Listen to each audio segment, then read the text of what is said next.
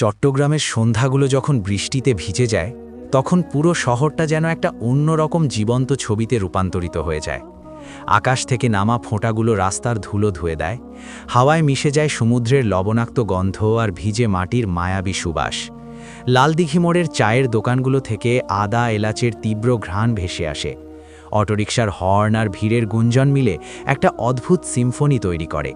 কিন্তু এই বৃষ্টি ভেজা সন্ধ্যায় চট্টগ্রাম রেলওয়ে স্টেশন শুধু একটা যাত্রাপথের স্টপেজ থাকে না, এটা হয়ে ওঠে হাজারো অসমাপ্ত স্বপ্ন, ভাঙা আশা আর হঠাৎ জন্মানো মানবিকতার এক অদৃশ্য মিলন মেলা। সেই এক সন্ধ্যায় প্ল্যাটফর্ম নম্বর 2-এ ট্রেন এসে থামল। যাত্রীদের ভিড় দরজা দিয়ে ছড়িয়ে পড়ল বাইরের দিকে। সেই ভিড়ের মধ্যেই ছিল রিয়া, 24 বছর বয়স। সাধারণ শাড়ি, ব্লাউজ, মুখে সারাদিনের অফিসের ক্লান্তির হালকা ছাপ, কিন্তু চোখে একটা অটল স্পষ্ট দীপ্তি। সে চট্টগ্রামের একটা ছোট প্রাইভেট কোম্পানিতে কাজ করত। মাসের শেষ সপ্তাহ ছিল, কাজের চাপ বেশি ছিল আর ট্রেনও দেরিতে পৌঁছেছিল। বাড়ি ফেরার তাড়া তার পায়ের ছন্দে স্পষ্ট ফুটে উঠছিল। স্টেশনের বাইরে এসেই হালকা বৃষ্টির ঠান্ডা ফোঁটা তার গালে এসে লাগল। সে আঁচলটা একটু মাথায় টেনে নিল আর দৃষ্টি ছুটিয়ে দিল অটো স্ট্যান্ডের দিকে, যেটা কিছুটা দূরে ছিল। স্টেশনের সামনে ছোট ছোট গাছ লাগানো ছিল, খুব ঘন নয়, শুধু এতটুকু যে কেউ 2-1 মিনিটের জন্য আশ্রয় নিতে পারে। সেই গাছগুলোর একটার নিচে এক যুবক দাঁড়িয়েছিল।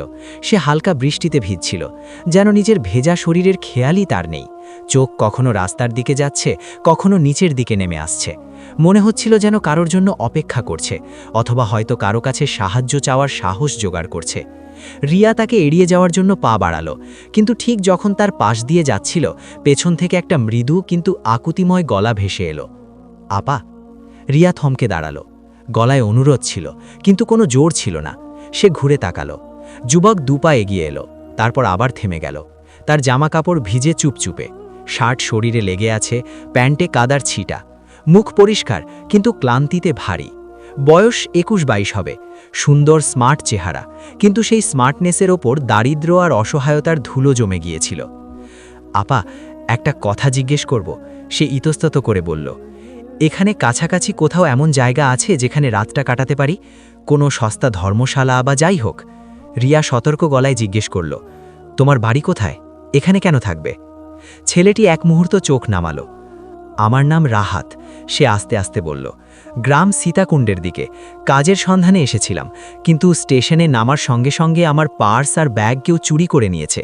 টাকা, আইডি কার্ড সব শেষ। এখন না টিকিট আছে, না কোনো ঠাঁই। সে বলতে বলতে থেমে গেল, গলায় কথা আটকে গেল আর চোখে জল চলে এলো, যেন কাঁদতেও তার লজ্জা করছে। রিয়া লক্ষ্য করল, তার শরীরের ভাষায় কোনো ভান ছিল না। সে সত্যিই সাহায্য চাইছিল। তার দ্বিধার মধ্যেই তার আত্মসম্মান ঝরে পড়ছিল। আজ কিছু খেয়েছ? রিয়া জিজ্ঞেস করল। রাহাত হালকাভাবে মাথা নাড়ল। না, সকাল থেকে কিছু জোটেনি। ভেবেছিলাম কাজ পেয়ে গেলে বাড়ি ফিরে যাব, কিন্তু সব উল্টো হয়ে গেল। রিয়ার মনে দ্বন্দ্ব শুরু হলো। রাত গভীর হয়ে আসছে, সে একা, সামনে এক অচেনা যুবক। কিন্তু ক্ষুধা, ক্লান্তি আর অসহায়তার মুখটা ততটাই সত্যি ছিল। সে ভাবল, শুধু রাস্তা দেখিয়ে দিলে কি সত্যিই সে নিরাপদে কোথাও থাকতে পারবে? সে শান্ত গলায় বলল, দেখো, আমি তোমাকে সোজা নিজের সঙ্গে নিয়ে যেতে পারি না। আগে বাড়িতে মার সঙ্গে কথা বলি। রাহাত তৎক্ষণাৎ বলল, না আপা, আমি আপনাকে বিপদে ফেলতে চাই না, শুধু কোনো জায়গা বলে দিন। একটু দাঁড়াও, রিয়া শান্ত কিন্তু দৃঢ় গলায় বলল। সে ফোন বের করে মা নূরজাহানকে কল করল। ওদিক থেকে উদ্বিগ্ন গলা ভেসে এলো, এত দেরি কেন? রিয়া পুরো ঘটনা পরিষ্কার করে বলল। স্টেশন, বৃষ্টি, চুরি, ক্ষুধা।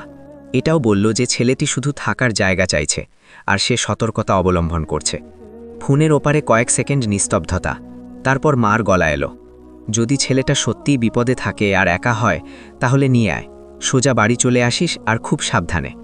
রিয়ার মনের উত্তেজনা কিছুটা কমল। সে ফোন পকেটে রেখে রাহাতের দিকে তাকালো। চলো, আজ রাত আমাদের বাড়িতে থেকে যাও, কাল তোমার গ্রাম যাওয়ার ব্যবস্থা করব, আগে খাবে। রাহাত অবিশ্বাসে তাকিয়ে রইল। আপা, আমি বোঝা হব না।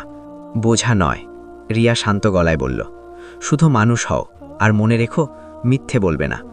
রাহাত মাথা নিচু করল। তার চোখে তখনও জল ছিল, কিন্তু এখন ভয়ের চেয়ে স্বস্তি বেশি ছিল। দুজনে অটো স্ট্যান্ডের দিকে এগোলো। চট্টগ্রামের সেই ভেজা সন্ধ্যা এটা শুধু এক রাতের আশ্রয় ছিল, কিন্তু সেই আশ্রয়ে বিশ্বাস, সতর্কতা আর সংবেদনশীলতার ভারসাম্য ছিল। শহর তার গতিতে চলতে থাকল, মানুষ আসা যাওয়া করতে থাকল, কিন্তু সেই মুহূর্তে একটা ছোট্ট মানবিকতা চুপচাপ জন্ম নিয়ে ফেলেছিল, যেখানে একটা কণ্ঠ আপা বলে থেমে গিয়েছিল, আর একটা মেয়ে ভয়কে ছাড়িয়ে উঠে জবাব দিয়েছিল। রিয়া অটো থামালো। ততক্ষণে বৃষ্টি যেন আরও জোরে নামল। ছাদে পড়া ফোঁটার টপ টপ শব্দ কোনো ধীর উদাস সুরের মতো সঙ্গে চলছিল। রাহাত পেছনের সিটে গুটিয়ে বসল, যেন ভয় পাচ্ছে তার ভেজা জামাকাপড়ে গাড়ি নোংরা হয়ে যাবে। তার ভেতরের সংকোচ ভেজা শরীরের চেয়েও অনেক বেশি ভারী ছিল। রিয়া কিছু না বলে নিজের আঁচলটা একটু তার দিকে ছড়িয়ে দিল। সেই মুহূর্তে রাহাত প্রথমবার তার দিকে তাকালো। সেই চোখে ধন্যবাদ ছিল, কিন্তু তার চেয়েও বেশি ছিল স্বস্তি আর আত্মসম্মান ভাঙার যন্ত্রণা। অটো স্টেশন রোড পেরিয়ে আগ্রাবাদের দিকে এগোলো। বৃষ্টিতে ডুবে যাওয়া চট্টগ্রামের রাত কালো আর গভীর লাগছিল।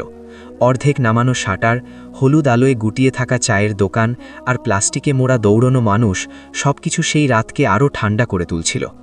রিয়ার মনে অস্থিরতা ছিল। সে জানত মা প্রশ্ন করবেন, কিন্তু তার ভেতরে একটা অদ্ভুত দৃঢ়তাও ছিল। বাড়ি পৌঁছে সে তাড়াতাড়ি দরজা খুলল। ভেতরে রান্নাঘরের হালকা আলো জ্বলছিল। নূরজাহান বাইরে এসে রিয়ার পেছনে দাঁড়ানো যুবককে দেখে থমকে গেলেন। তার মুখে চিন্তা আর সতর্কতা একসঙ্গে ফুটে উঠল। রিয়া শান্ত গলায় সবকিছু বলে দিল। স্টেশন, চুরি হওয়া পার্স, বৃষ্টি আর রাতের অসহায়তা। ঘরে কয়েক মুহূর্তের নীরবতা নেমে এলো। নূরজাহানের চোখ রাহাতকে যাচাই করছিল।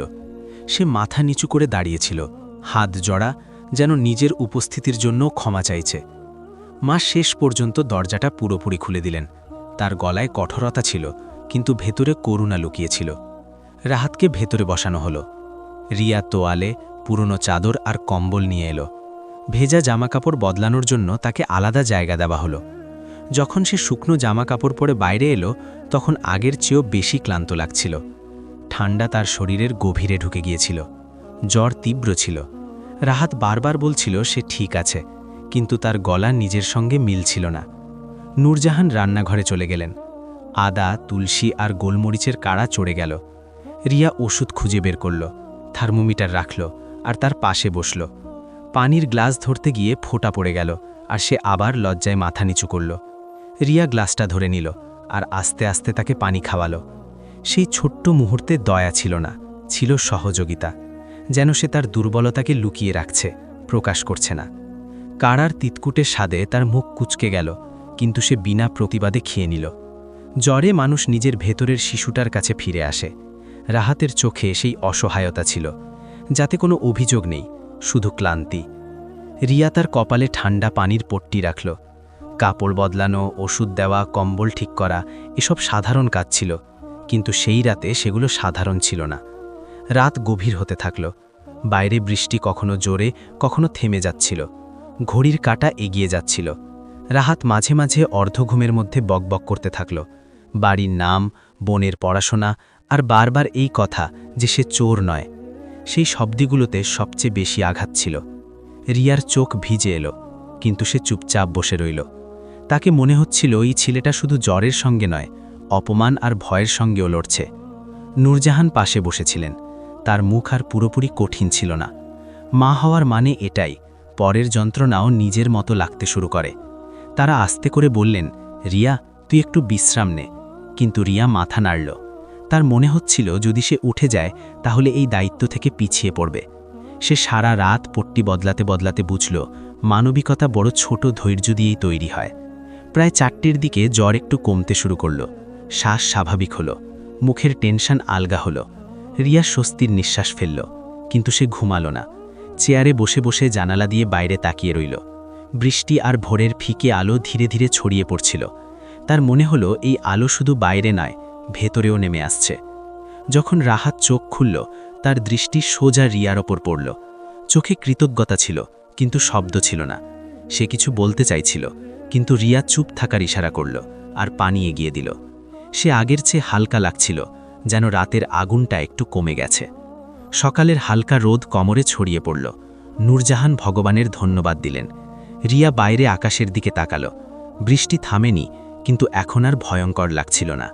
সে অনুভব করল কখনো কখনো মানবিকতার সবচেয়ে বড় কাজটা কোনো ঘোষণা নয়, কোনো শোরগোল নয়, শুধু এক রাত, একটা কম্বল, কিছু ওষুধ আর জেগে থাকা চোখ। সেই রাত শুধু রাহাতকে আশ্রয় দেয়নি, সে রিয়াকেও বদলে দিয়েছিল। আর চট্টগ্রামের সেই ভেজা সকালে, যখন শহর আবার তার গতি ফিরে পাওয়ার প্রস্তুতি নিচ্ছিল, একটা ছোট বাড়ির ভেতর মানবিকতা তার সবচেয়ে সাদামাটা কিন্তু সবচেয়ে সত্যি রূপ দেখিয়ে দিয়েছিল। সকালের হালকা আলো চট্টগ্রামের গলিগুলোতে ধীরে ধীরে নামছিল। বৃষ্টি এখনও থামাথামি করে পড়ছিল। কমরের ভেতর হালকা রোদের একটা রেখা মেঝেতে এসে ঠেকেছিল। রিয়া সেই আলোর দিকে তাকালো, তারপর রাহাতের মুখের দিকে নজর দিল। জ্বর এখন অনেক কমে গিয়েছিল, তার শ্বাস স্বাভাবিক হয়ে গিয়েছিল, কিন্তু দুর্বলতা এখনও স্পষ্ট দেখা যাচ্ছিল। নূরজাহান রান্নাঘর থেকে ডাকলেন, রিয়া, চা হয়ে গেছে, আগে ওকে হালকা স্যুপ দিয়ে দিই। তার গলায় সেই আপনত্ব ছিল যা সারা রাত জেগে থাকা থেকে জন্ম নেয়। রিয়া আস্তে করে মাথা নাড়ল। সে উঠল, জানালা বন্ধ করল যাতে ঠান্ডা হাওয়া সোজা ভেতরে না আসে। তারপর রাহাতের কাছে গিয়ে বসল। এখন কেমন লাগছে? সে জিজ্ঞেস করল। রাহাত চোখ পুরোপুরি খুলল। তার চোখে একটা অদ্ভুত সংকোচ মিশ্রিত কৃতজ্ঞতা ছিল। ঠিক আছি আপা, সে আস্তে করে বলল। আপনি আর আম্মাজি এত কিছু। সে আর এগোতে পারল না, কথা গলায় আটকে গেল। রিয়া মুচকি হেসে কথা ঘুরিয়ে দিল। এখন বেশি কথা বলার দরকার নেই, আগে একটু খেয়ে নাও। নূরজাহান গরম স্যুপ নিয়ে এলেন। রাহাত কাটোরাটা হাতে নিল। হাত একটু কাঁপল, কিন্তু এবার আর পড়ে গেল না। সে এক এক চুমুক আস্তে আস্তে নিল। প্রতিটা চুমুক যেন তার ভেতর নতুন উষ্ণতা ভরে দিচ্ছিল। কোমরে কিছুক্ষণ নিস্তব্ধতা ছিল। বাইরে রাস্তায় সবজিওয়ালার ডাক শোনা গেল, আলু লও, টমেটো লও, ফুলকপি লও। জীবন তার চাকায় ফিরে আসছিল। কিছুক্ষণ পর রিয়া আস্তে করে বলল, রাহাত, যদি শরীরটা ঠিকঠাক থাকে তাহলে তোমার কথা বলো। তুমি এখানে কিভাবে এলে? বাড়িতে কে কে আছে? রাহাত কাটোরাটা নামিয়ে রাখল। সে একটা গভীর নিঃশ্বাস নিল, যেন অনেক দিন ধরে ভেতরে চাপা থাকা বোঝাটা এখন কথায় রূপ দেওয়ার সময় এসেছে। আমাদের গা সীতাকুণ্ডের কাছে, সে শুরু করল। বাবা 2 বছর আগে মারা গেছেন। জমি ছিল কম, কিন্তু ঋণ ছিল অনেক। মা সেলাই করে, গ্রামের মেয়েদের জামা কাপড়, স্কুলের বাচ্চাদের ইউনিফর্ম, যা পায় তাই দিয়েই চলে। ছোট বোন আছে, 9ম শ্রেণীতে পড়ে। আমি দ্বাদশ শ্রেণীর পর পড়া ছেড়ে দিয়েছি। ভেবেছিলাম শহরে গিয়ে কাজ করলে বাড়ির ভরসা হব। তার গলায় না অভিযোগ ছিল, না কারো উপর দোষারোপ, শুধু একটা সাদা মাটা সত্য। রিয়া আর নূরজাহান চুপচাপ শুনতে থাকলেন। মা আস্তে করে জিজ্ঞেস করলেন, রাতে কিছু খেয়েছিলে? রাহাত মাথা নাড়ল। না, ভেবেছিলাম টিকিটের টাকা কারো কাছে চেয়ে নেব, কিন্তু লোকজনের চোখ দেখে মনে হলো আমি সত্যিই চোর। তাই শুধু গাছতলায় দাঁড়িয়ে রইলাম। বৃষ্টি আরও জোরে হয়ে গেল। তারপর আপনি এলেন। সে সত্যি অবাক ছিল যে কেউ থেমেছে। রিয়া চোখ নামিয়ে নিল। তার মনে হলো সে কোনো বড় কাজ করেনি। কিছুক্ষণ পর নূরজাহান গম্ভীর গলায় বললেন, বেটা, তোমার দোষ নয়। পরিস্থিতি তোমাকে এখানে এনে দাঁড় করিয়েছে, কিন্তু প্রতিটা মুশকিলের সঙ্গে রাস্তাও আসে। রিয়া সেই মুহূর্তেই একটা সিদ্ধান্ত নিল। রাহাত সেই দৃঢ় গলায় বলল, আজ তুমি কোথাও যাবে না। শরীর এখনও পুরোপুরি ঠিক নেই, আর বাড়ি যাবার ব্যবস্থা আমি করে দেব। কিন্তু যদি চাও তাহলে এখানেই কাজ খুঁজতে পারো। রাহাত চমকে তাকালো। কাজ? হ্যাঁ, রিয়া বলল। আমি যে অফিসে কাজ করি তার কাছেই একটা গোডাউন আছে। সেখানে অ্যাকাউন্টসে ছোটোখাটো কাজ বা স্টক দেখাশোনার কাজ হয়। আমি কথা বলতে পারি। শুরু ছোট হবে, কিন্তু ইমানদারি করে কাজ করলে এগোতে পারবে। রাহাতের চোখে প্রথমবার আলো জ্বলে উঠল। সে তৎক্ষণাৎ বলল, আমি যে কোনো কাজ করব আপা, শুধু বাড়িতে টাকা পাঠাতে পারলেই হলো। বোনের পড়াশোনা। নূরজাহান তার মাথায় হাত রাখলেন। ভগবান তোমাকে আমাদের দরজায় পাঠিয়েছে, তাহলে কোনো না কোনো ভেবেচিন্তেই পাঠিয়েছে। আমরা চেষ্টা করব। সেই মুহূর্তে কোমরে একটা অদৃশ্য সম্পর্ক তৈরি হয়ে গিয়েছিল। রাহাত আর শুধু একটা অচেনা ছেলে ছিল না, সে কারো ছেলে ছিল, কারো ভাই ছিল, আর এখন এই বাড়িতেও একটা দায়িত্ব হয়ে উঠেছিল। বাইরে বৃষ্টির ফোঁটা আবার জোরে পড়তে শুরু করল। রিয়া জানালার কাছে গেল। তার মনে হলো যেন প্রকৃতিও এই গল্পের সাক্ষী হয়ে দাঁড়িয়েছে। সে মনে মনে ভাবল, যদি সেই রাতে সে চোখ ফিরিয়ে নিত তাহলে আজকের এই সকালটা কেমন হতো। হয়তো রাহাত এখনও কোনো গাছতলায় দাঁড়িয়ে থাকত, অথবা অন্য কোনো শহরের ভিড়ে হারিয়ে যেত। সে ফিরে এসে মুচকি হেসে বলল, দেখো, আগে ঠিক হয়ে নাও, দুপুর পর্যন্ত বিশ্রাম করো, তারপর আমরা পরের কথা ভাবব। রাহাত মাথা নাড়ল। তার চোখে এখন আর ভয় ছিল না, সেখানে ছিল আশা, ছোট কিন্তু সত্যি। আর সেই সকালে চট্টগ্রামের হাওয়ায় কারো জীবনের দিক বদলে যাওয়ার শুরু হয়ে গিয়েছিল। তার ভেতরে যে সাহস অনুভব করেছিল সেটা এখন দায়িত্ব হয়ে দাঁড়িয়েছিল। আর রাহাত যে সম্মান বাঁচিয়ে রেখেছিল সেটা এখন সুযোগ পাওয়ার পথে ছিল। দুপুরের দিকে বৃষ্টি থেমে গিয়েছিল, কিন্তু আকাশ তখনও মেঘে ঢাকা ছিল। হাওয়ায় ঠান্ডা ছিল, তবে রাতের কঠিনতা আর ছিল না। রাহাতের জ্বর প্রায় কমে গিয়েছিল। সে এখন বৈঠকখানায় জানালার কাছে বসেছিল, হাতে চায়ের কাপ আর মুখে একটা নতুন শান্তি। দুর্বলতা এখনও ছিল, কিন্তু তার চোখে আর সেই হারানো ভাব ছিল না যেটা স্টেশনের গাছতলায় দেখা গিয়েছিল। রিয়া সেদিন অফিসে যায়নি, সে ছুটি নিয়েছিল। মা জিজ্ঞেস করেছিলেন, কাজ থেকে ছুটি নিলি? রিয়া শুধু বলল, কিছু কাজ জরুরি ছিল। দুপুরের পর রিয়া তার অফিসের ম্যানেজারকে ফোন করল। সে একটু ইতস্তত করে কথা শুরু করল। স্যার, একটা ছেলে আছে, কাজের খোঁজে, ইমানদার, খুব দরকারি। যদি গোডাউনে কোনো ছোট কাজ থাকে। ফোনের ওপারে কিছুক্ষণ চুপ থাকল, তারপর গলায় এলো, পাঠিয়ে দাও, 2-3 দিন ট্রায়াল করে দেখি। ফোন রাখতেই রিয়া স্বস্তির নিঃশ্বাস ফেলল। সে বৈঠকখানায় এসে বলল, রাহাত, কাজের কথা হয়ে গেছে। শুরু ছোট হবে, কিন্তু ইমানদারি করে করলে টিকে যাবে। রাহাত যেন বিশ্বাসই করতে পারছিল না। সে তৎক্ষণাৎ উঠে দাঁড়িয়ে হাত জড়ল। আপা, আমি আপনার এহসান শব্দটা বলো না। রিয়া তাকে মাঝপথে থামিয়ে দিল। এটা কোনো দান নয়, তুমি কাজ করবে, বদলে মেহনত আনা পাবে। এই কথাটা রাহাতের চোখ ভিজিয়ে দিল। আত্মসম্মান কাউকে দেওয়া যায় না, শুধু বাঁচিয়ে রাখা যায়। আর রিয়া এটা ভালো করেই বুঝত। পরের দিন সকালে রাহাত তৈরি হয়ে রিয়ার সঙ্গে অফিসের গোডাউনে পৌঁছালো। জায়গাটা বড় ছিল না, কিন্তু পরিপাটি ছিল। কাঠের র্যাক, ফাইলের বান্ডিল, মালের প্যাকেট। ম্যানেজার তাকে ওপর থেকে নিচ পর্যন্ত দেখলেন। কাজ কঠিন, সময় মতো আসতে হবে, হিসাবে ভুল চলবে না। রাহাত দৃঢ় গলায় বলল, ভুল হবে না স্যার। সেই দিন থেকে তার নতুন জীবন শুরু হলো। সকাল 7টায় ওঠা, আম্মার সঙ্গে চা খাওয়া, তারপর অফিস যাওয়া। কাজ ছোট ছিল, মালের রেকর্ড লেখা, প্যাকিংয়ে সাহায্য করা, স্টক গোনা। কিন্তু প্রতি সন্ধ্যায় যখন সে ফিরত, তার চোখে সন্তোষ থাকত। প্রথম সপ্তাহের ছোট্ট মজুরি হাতে পেয়ে সে অনেকক্ষণ সেটা দেখতে থাকল। সেই নোটগুলো শুধু কাগজ ছিল না, সেগুলো তার বাড়ির শ্বাস ছিল। রিয়া আর নূরজাহান মিলে ঠিক করলেন, যতদিন না রাহাত স্থির হয় সে এখানেই থাকবে। পাড়ার লোকজনের ফিসফাস শুরু হয়ে গিয়েছিল, এই ছেলেটা কে? কিন্তু একদিন নূরজাহান দরজায় দাঁড়িয়ে স্পষ্ট করে বলে দিলেন, বেটা, বুঝে রেখেছি, কারো অসুবিধে হলে সোজা আমার কাছে বলবে। সেই দিন রাহাত প্রথমবার বুঝল, সম্পর্ক শুধু রক্ত দিয়ে হয় না, কখনো কখনো বিশ্বাস দিয়েও হয়। দিন যেতে থাকল, রাহাত নিজেকে পুরোপুরি কাজে ঢেলে দিল। সন্ধ্যায় ফিরে সে নূরজাহানের ছোটখাটো কাজে হাত লাগাত, সবজি কেটে দিত, বাজার থেকে জিনিস এনে দিত। একদিন সে সাহস করে রিয়াকে বলল, আপা, যদি সম্ভব হয় আমি বাড়িতে কিছু টাকা পাঠাতে চাই। রিয়া মুচকি হাসল, এটাই তো করতে হবে তোমাকে, চলো কাল ব্যাংক যাব। যখন সে প্রথমবার ব্যাংক থেকে টাকা ট্রান্সফার করল, তার আঙুল একটু কাঁপছিল। ফোনে মার সঙ্গে কথা বলল, ওদিক থেকে কান্নার আওয়াজ এলো, বেটা, তুই ঠিক আছিস তো? রাহাত মুচকি হেসে বলল, আমি ঠিক আছি, এখন চিন্তা করো না, আমি কাজ করছি। তার গলায় এখন স্থিরতা ছিল। সে সেই একই ছেলে ছিল যে কয়েকদিন আগে স্টেশনের গাছতলায় কাঁপছিল, কিন্তু এখন তার চোখে স্থিরতা ছিল। এক রাত তাকে ভাঙেনি, সম্ভালে নিয়েছিল। 3 মাস কেটে গিয়েছিল। রাহাত তার কাজ দিয়ে সবার ভরসা জিতে নিয়েছিল। একদিন ম্যানেজার বললেন, তোমার মেহনত চোখে পড়ে, পরের মাস থেকে বেতন একটু বাড়িয়ে দেব। রাহাত মাথা নিচু করে রইল, কিন্তু তার চোখে চমক ছিল। সেই সন্ধ্যায় সে বাড়ি ফিরল, হাতে একটা ছোট্ট মিষ্টির ডিব্বা নিয়ে। আম্মাজি, আপা, আজ বেতন বেড়েছে, সে মুচকি হেসে বলল।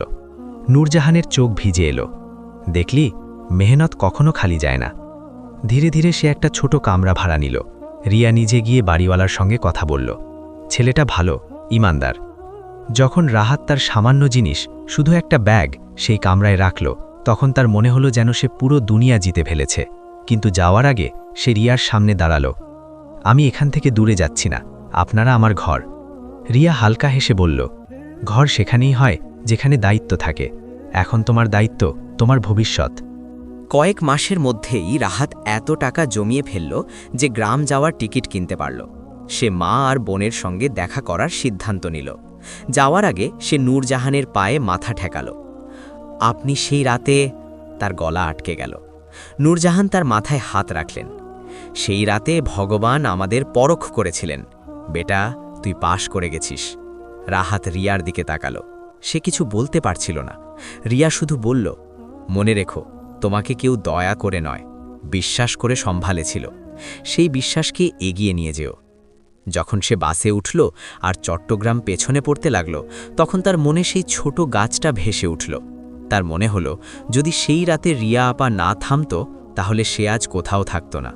তার চোখ বন্ধ ছিল, কিন্তু ভেতরে একটা দৃঢ় সংকল্প জেগে উঠেছিল। সে ফিরবে শুধু ধন্যবাদ বলতে নয়, প্রমাণ করতে যে এক রাতের সাহায্য কারো পুরো জীবন বদলে দিতে পারে। আর চট্টগ্রামের রাস্তায় যেখানে সে একা দাঁড়িয়েছিল, সেখানে এখন তার গল্প পায়ের আওয়াজ হয়ে উঠেছে, ধীর কিন্তু মজবুত। 6 মাস কেটে গিয়েছিল। চট্টগ্রামের আবহাওয়া বদলে গিয়েছিল। বৃষ্টির জায়গায় এখন হালকা শীত নেমে এসেছিল। আগ্রাবাদের গলিতে সকালের রোদ নামলে বাড়ির দেয়াল সোনালি লাগত। রিয়া অফিস যাওয়ার তৈরি হচ্ছিল। জীবন আবার স্বাভাবিক ছন্দে ফিরে এসেছিল।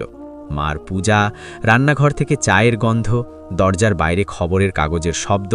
কিন্তু কখনো কখনো যখন রিয়া স্টেশন রোড দিয়ে যেত, তার চোখ অনায়াসেই সেই ছোট গাছটার দিকে চলে যেত। গাছটা এখনও সেই একই ছিল, পাতলা, শান্ত। সেই সকালে দরজায় টোকা পড়ল। নূরজাহান দরজা খুললেন। সামনে এক যুবক দাঁড়িয়ে, পরিষ্কার শার্ট, হাতে মিষ্টির ডিব্বা, চোখে আত্মবিশ্বাসের ঝিলিক। কয়েক মুহূর্ত নূরজাহান তাকে চিনতে পারলেন না। তারপর মুচকি হাসলেন। আম্মাজি, চিনতে পারলেন না? রাহাত! নূরজাহানের গলা কেঁপে উঠল। রিয়া বাইরে এলো।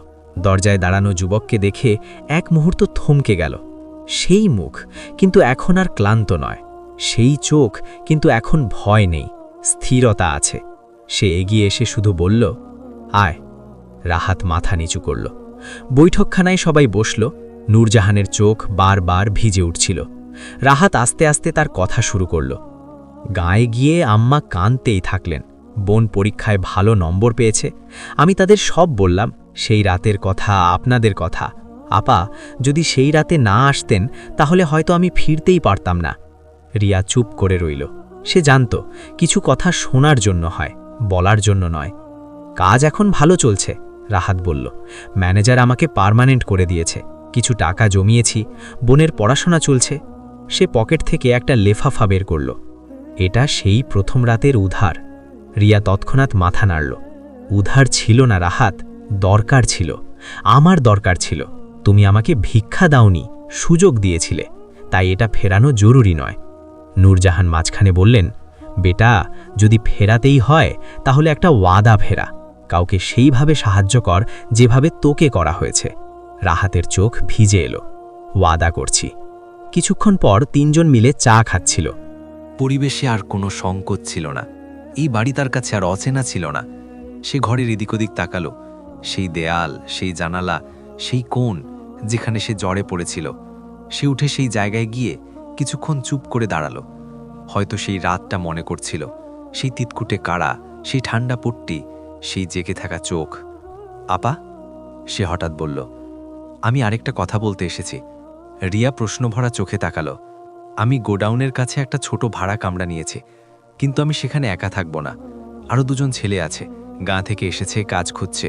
আমি তাদের সঙ্গে রাখছি, যতদিন না তারা দাঁড়ায়। রিয়ার চোখে চমক খেলে গেল। এটাই সে শুনতে চেয়েছিল। মনে আছে আমি কি বলেছিলাম? সে মুচকি হেসে জিজ্ঞেস করল, বিশ্বাস এগিয়ে নিয়ে যাও। রাহাত মাথা নাড়ল। আপনি সেই রাতে শুধু আমার জান বাঁচাননি, আমার ভেতরের মানুষটাকে বাঁচিয়েছিলেন। যদি সেই রাতে আমি হেরে যেতাম, তাহলে হয়তো সারা জীবন নিজেকে দোষ দিতাম। এখন আমি জানি, প্রতিটা গাছতলায় দাঁড়ানো মানুষ চোর হয় না। কেউ কেউ শুধু ঠান্ডায় কাঁপতে থাকা স্বপ্ন হয়। কোমরে নীরবতা নেমে এলো, কিন্তু সেটা ভারী ছিল না, সেটা ছিল সন্তোষের নীরবতা। কিছুক্ষণ পর রাহাত বলল, আম্মাজি, আপা, চলুন স্টেশন পর্যন্ত যাই। 3 জন মিলে স্টেশন রোডে পৌঁছল। সেই চহল-পহল, সেই আওয়াজ আর সেই ছোট গাছ। রাহাত তার কাছে গিয়ে দাঁড়ালো। সে হাত দিয়ে তার পাতলা ডালটা আলতো করে ছুল। এটাই ছিল। রিয়া তার পাশে দাঁড়ালো। রাস্তা কখনো শেষ হয় না, শুধু কখনো কখনো কুয়াশায় ঢেকে যায়। রাহাত গাছের দিকে তাকিয়ে বলল, সেই রাতে আপনি আমাকে শুধু ঘর দেননি, বিশ্বাস দিয়েছিলেন যে দুনিয়া পুরোপুরি নির্মম নয়। নূরজাহান পেছন থেকে এসে দুজনকে দেখলেন। তার চোখে সন্তোষ ছিল। বেটা, মানবিকতা কখনো মরে না, শুধু তাকে জাগানোর কেউ লাগে। স্টেশনের ভিড় তার সরে ব্যস্ত ছিল। রাহাত ব্যাগ থেকে একটা ছোট চারা বের করল। এটা গা থেকে এনেছি, এখানে লাগিয়ে দিই, যাতে মনে থাকে এক রাত জীবন বদলে দিয়েছিল। রিয়া মুচকি হেসে চারাটা নিল। তিনজন মিলে গাছের কাছের মাটিতে সেটা রোপণ করল। বৃষ্টির হালকা ফোঁটা আবার পড়তে লাগল, যেন আশীর্বাদ। রাহাত হাত জোর করে বলল, এখন যাই, কিন্তু দূরে যাব না। চট্টগ্রাম এখন আমারও শহর। রিয়া শুধু বলল, আর আমাদের ঘর তোমারও। যখন সে ভিড়ের মধ্যে এগিয়ে গেল, তখন তার চালে আর সংকোচ ছিল না। সে কারো চোখ এড়াচ্ছিল না, পা মজবুত। সে একবার ফিরে হাত নাড়ল। রিয়া আর নূরজাহান সেখানেই দাঁড়িয়ে রইলেন, চোখে জল কিন্তু মুখে গর্ব। সেই দিন চট্টগ্রাম কিছু বিশেষ দেখেনি, কোনো খবর হয়নি, কোনো ভিড় জমেনি, কিন্তু একটা শহরের ভেতর, একটা বাড়ির ভেতর আর একটা ছেলের ভেতর মানবিকতা চুপচাপ তার কাজ করে দিয়েছিল। আর সত্যি কথা এই যে সেই রাতে যখন রিয়া বলেছিল, আজ রাত আমার এখানে থেকে যাও, তখন শুধু একটা দরজা খোলেনি, খুলে গিয়েছিল একটা রাস্তা, যেটা কাউকে গাছতলায় কাঁপতে কাঁপতে তুলে নিজের পায়ে দাঁড় করিয়ে দেয়। যদি এই গল্পটা তোমার মন ছুঁয়ে থাকে, তাহলে আমাদের চ্যানেল আদনান বয়েজকে লাইক, সাবস্ক্রাইব আর শেয়ার করো। কমেন্টে তোমার আর তোমার শহরের নাম লেখো, যাতে আমরা জানতে পারি আমাদের গল্পগুলো কোথায় কোথায় পৌঁছে মন ছুঁয়েছে। আবার দেখা হবে একটা নতুন আবেগময় গল্প নিয়ে। ততক্ষণ সুখে থেকো, সুস্থ থেকো আর নিজের সম্পর্কগুলোকে সময় দিও। জয় বাংলাদেশ।